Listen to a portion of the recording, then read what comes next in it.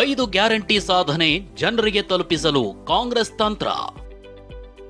ಹೌದು, 5 ಗ್ಯಾರಂಟಿಗಳನ್ನ ರಾಜ್ಯದ ಜನರಿಗೆ ನೀಡಿರೋ ಕಾಂಗ್ರೆಸ್ ಲೋಕಸಭೆ ಚುನಾವಣೆಯಲ್ಲಿ ಲಾಭ ಪಡೆಯೋಕೆ ತಂತ್ರ ಹೆಣೆದಿದೆ.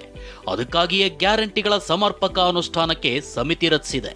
ಹಾಗಾದ್ರೆ ಏನದು ರಾಜಕೀಯ ಲೆಕ್ಕಾಚಾರ? ತೋರಿಸ್ತೀವಿ ನೋಡಿ. ಲೋಕಸಭೆ ಚುನಾವಣೆಗೆ ಗ್ಯಾರಂಟಿ ಯೋಜನೆಯ ಲಾಭ ಪಡೆಯಲು ಕಾಂಗ್ರೆಸ್ ನಿರ್ಧಾರ ಮಾಡಿದ್ದು, ರಾಜ್ಯ ಸರ್ಕಾರದ 5 ಗ್ಯಾರಂಟಿ ಯೋಜನೆಗಳ ಅನುಷ್ಠಾನಕ್ಕೆ ಸಮಿತಿ ರಚನೆ ಮಾಡಲಾಗಿದೆ. ರಾಜ್ಯ, ಜಿಲ್ಲಾ, ತಾಲೂಕು, ಕ್ಷೇತ್ರ ಮಟ್ಟದಲ್ಲಿ ಒಂದೊಂದು ಸಮಿತಿ ಇರಲಿದ್ದು, ರಾಜ್ಯ ಸಮಿತಿಯಲ್ಲಿ ಓರ್ವ ಅಧ್ಯಕ್ಷ, 5 ಉಪಾಧ್ಯಕ್ಷರು ಇರಲಿದ್ದಾರೆ. ರಾಜ್ಯ ಸಮಿತಿ ಅಧ್ಯಕ್ಷನಿಗೆ ಸಂಪುಟ ದರ್ಜೆ ಸ್ಥಾನಮಾನ ನೀಡಲಾಗುತ್ತೆ. ಹಾಗೆ ರಾಜ್ಯ ಸಮಿತಿಗೆ 31 ಸದಸ್ಯರನ್ನ ನೇಮಿಸಿ ಜಿಲ್ಲಾ ಸಮಿತಿಗೆ ಅಧ್ಯಕ್ಷ, ಉಪಾಧ್ಯಕ್ಷರ ಜೊತೆ 21 ಸದಸ್ಯರು ಇರಲಿದ್ದಾರೆ. ಜಿಲ್ಲಾ ಸಮಿತಿ ಅಧ್ಯಕ್ಷರಿಗೆ 50,000 ಗೌರವಧನ ನೀಡಲಾಗುತ್ತೆ.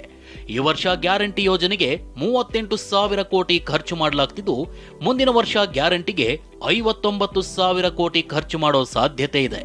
ಗ್ಯಾರಂಟಿಗಳಿಂದ ಒಟ್ಟು 4.30 ಕೋಟಿ ಜನರಿಗೆ ಗ್ಯಾರಂಟಿ ಸಿಗ್ತಿದೆ ಅಂತ ಪ್ರಚಾರ ಮಾಡೋ ಪ್ಲಾನ್ ಕೂಡ ಇದೆ. ಇನ್ನು ಮಧ್ಯವರ್ತಿ ಇಲ್ಲದೆ ನೇರವಾಗಿ ಫಲಾನುಭವಿಗಳಿಗೆ ಗ್ಯಾರಂಟಿ ತಲುಪಿಸುವ ಉದ್ದೇಶವೂ ಅಡಗಿದೆ.